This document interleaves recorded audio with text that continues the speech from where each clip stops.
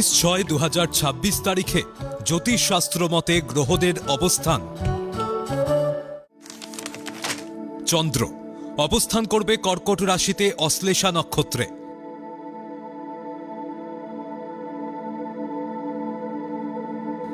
একই স্থান কর্কট রাশিতে তুঙ্গস্থ বৃহস্পতি অবস্থান করবে পুষ্যামী নক্ষত্রে ও শুক্র অবস্থান করবে পুষ্যামী নক্ষত্রে।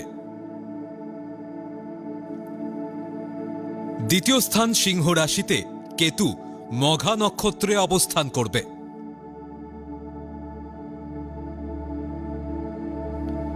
অষ্টম স্থান কুম্ভ রাশিতে রাহু শতভিষা নক্ষত্রে অবস্থান করবে।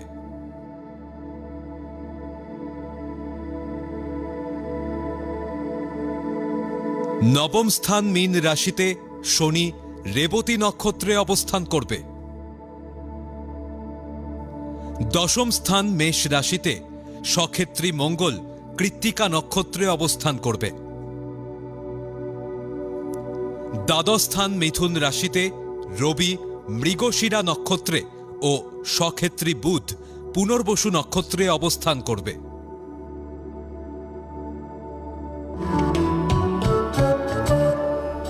19/6/2026 তারিখে জন্মগ্রহণ করলে রাশি কর্কট, নক্ষত্র অশ্লেষা, তিথি শুক্লা পঞ্চমী, গণ দেবারি।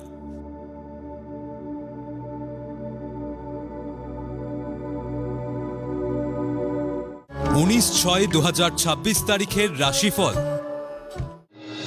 মেষ রাশি, কারণ ছাড়া দ্রুত গতির যানবাহন ব্যবহার এড়িয়ে চলুন। সামান্য ভুলে দুর্ঘটনার সম্মুখীন হবেন।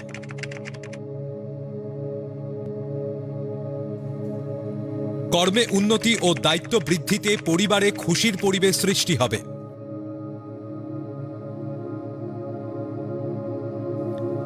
মায়ের শরীর খারাপে আনন্দ বিঘ্নিত হবে। বৃষ রাশি, পূর্ব পরিকল্পনা মতো কাজ করলে কর্মে অগ্রগতি হবে।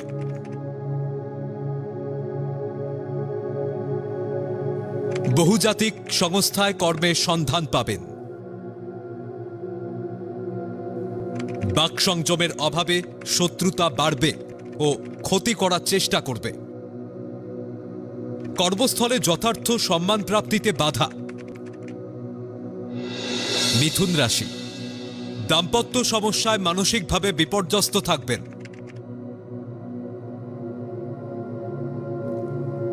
বিলাসিতায় অধিক ব্যয় উৎকণ্ঠা বাড়বে। জলপথে ভ্রমণ ও জল বিভাগের কর্মীদের পদোন্নতির যোগ।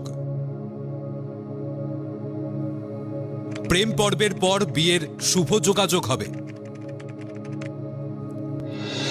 কর্কট রাশি, দীর্ঘদিনের লালিত মনের সুপ্ত আশা পূরণের যোগ।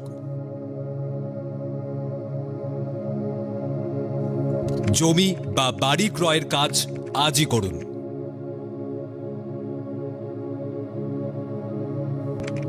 মতবিরোধ ও গৃহবিবাদে মানসিক অবসাদে ভুগবেন। শিক্ষার্থীরা পড়াশোনায় ভীষণ অমনোযোগী হবেন। সিংহ রাশি, সিদ্ধান্তহীনতায় কর্মস্থলে একাধিক সমস্যা দেখা দেবে। শিক্ষক ও শিক্ষানুরাগীদের শুভ সময়। হোটেল ব্যবসায়ী ও খাদ্যদ্রব্যের ব্যবসায়ীদের ব্যবসায় উন্নতির যোগ। পরিবারে শান্তির অভাব দেখা দেবে। কন্যা রাশি, মাতৃকুল থেকে অর্থপ্রাপ্তিতে ভাগ্যোন্নতির যোগ।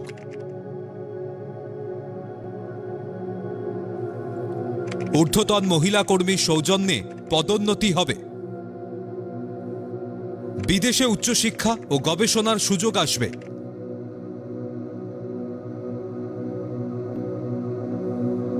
মনের উদাসীনতায় শুভ যোগ হাতছাড়া হতে দেবেন না।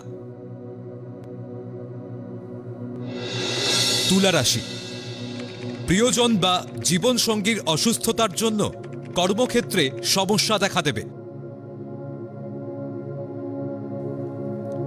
দ্রুত সিদ্ধান্ত নেবেন না। ব্যবসায় বুঝে বিনিয়োগ করুন, নচেত মারাত্মক অর্থ ক্ষতি হবে। উত্তরাধিকার সূত্রে সম্পত্তি প্রাপ্তির যোগ। বৃশ্চিক রাশি, খনিজ দ্রব্য বা লৌহ ব্যবসায়ীদের লগ্নির উপযুক্ত সময়। খাদ্য দপ্তরের কর্মীদের শুভ সময়।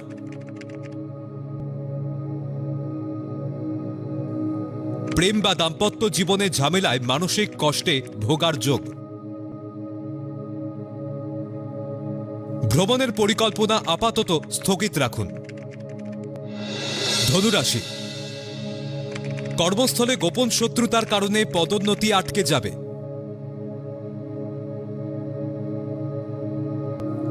মানসিকভাবে ভীষণ হতাশায় ভুগবেন।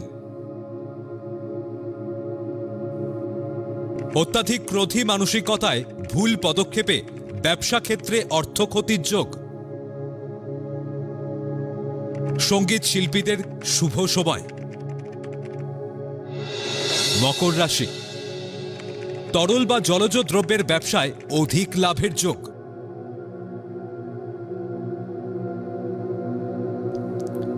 উচ্চশিক্ষা ও গবেষণার সুযোগ আসবে।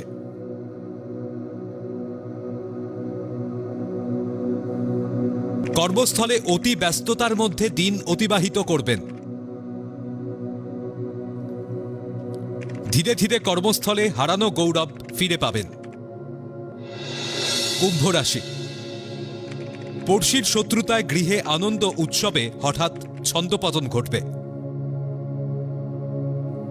অজানা ভয় আতঙ্ক সৃষ্টি করবে।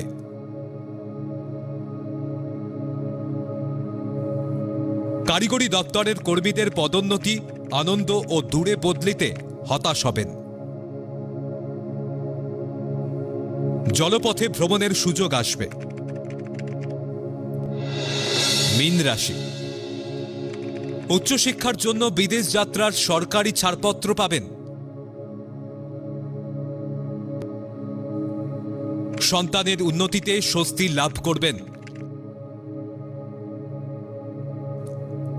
গুরুত্বপূর্ণ কাজগুলি আজকের মধ্যে শেষ করার চেষ্টা করুন। অতি সতর্কতায় কর্মে ভুল পদক্ষেপ হতে পারে।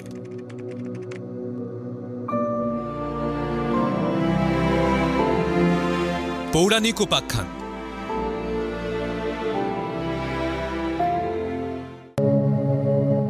ঋষি গৌতম ইন্দ্রকে অভিশাপ দিয়েছিলেন কেন? হিন্দু পুরাণ পঞ্চপূর্ণবতী নারীরা হলেন অহল্যা, দ্রৌপদী, কুন্তী, তারা এবং মন্দোদরী।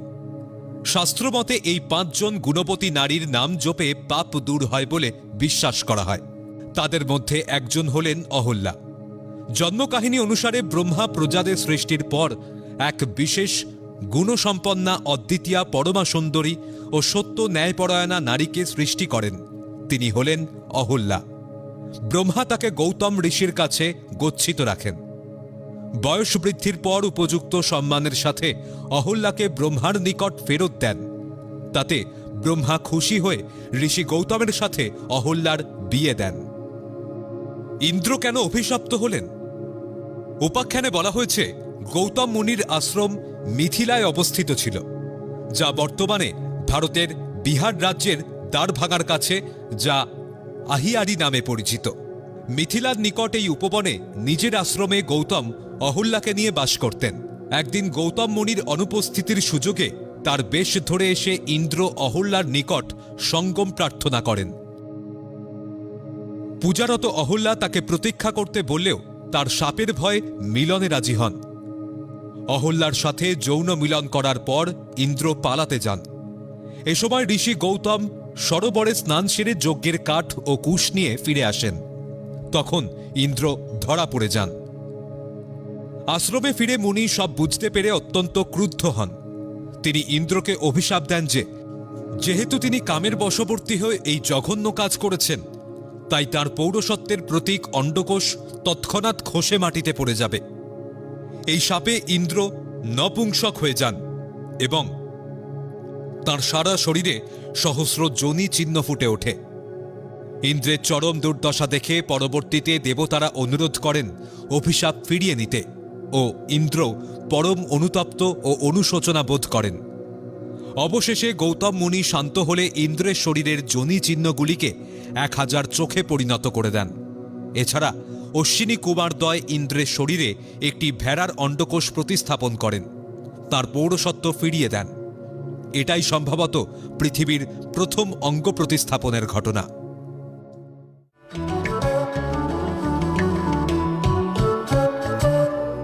আজকের প্রথম লটারি বিজেতা সৌমিত্রী রায়। জন্ম তারিখ 24/6/1996। জন্ম সময় দুপুর 1:01। জন্মস্থান কলকাতা। জাতিকার লগ্ন কন্যা, রাশি কন্যা, নক্ষত্র হস্তা, গণ, দেব। জাতিকার জন্মছক বেশ ভালো, তবে একাধিক খারাপ দোষও রয়েছে। লগ্ন ও চন্দ্র একই রাশিতে থাকায় জাতিকা ভীষণ বুদ্ধিমতী হবে, কিন্তু একই স্থানে রাহু থাকায় মনের চঞ্চলতা ও চালাকি করার প্রবণতা বাড়বে। সপ্তমপতি বৃহস্পতি চতুর্থে স্বক্ষেত্রে রবি দৃষ্ট হওয়ায় চেষ্টা করলে ভালো চাকরি করতে পারবেন। লগ্নের দ্বিতীয় পতি শুক্র নবমে স্বক্ষেত্রে অবস্থান করায় সৃজনশীল কর্ম, গান, আবৃত্তি বা সুমধুর বাক্যে সকলের মন জয় করবেন। প্রেম করে বিয়ে করলে সমস্যায় পড়বেন। বিশেষজ্ঞ জ্যোতিষের পরামর্শ নিন।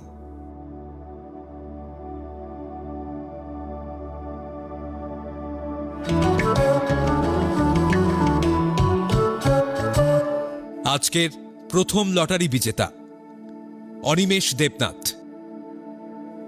জন্ম তারিখ 21/10/2001।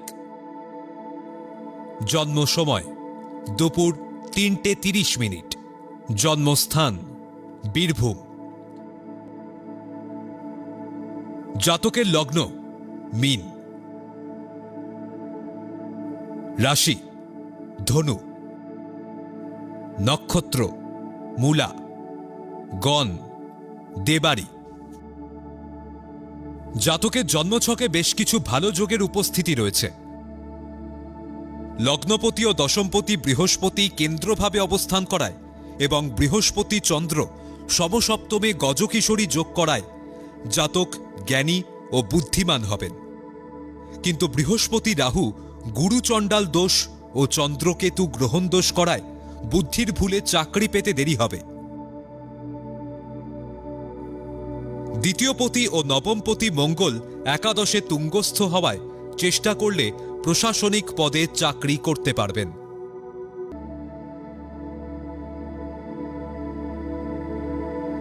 অল্প বয়সে প্রেমের ফাঁদে জড়িয়ে পড়লে নানাবিধ সমস্যার সম্মুখীন হবেন।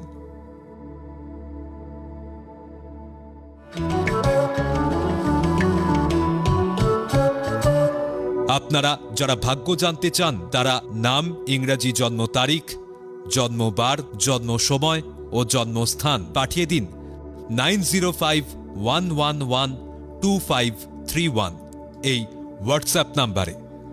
লটারি প্রাপ্ত বিজেতার ভাগ্য বিচার করে প্রচার করব পরবর্তী পর্বে।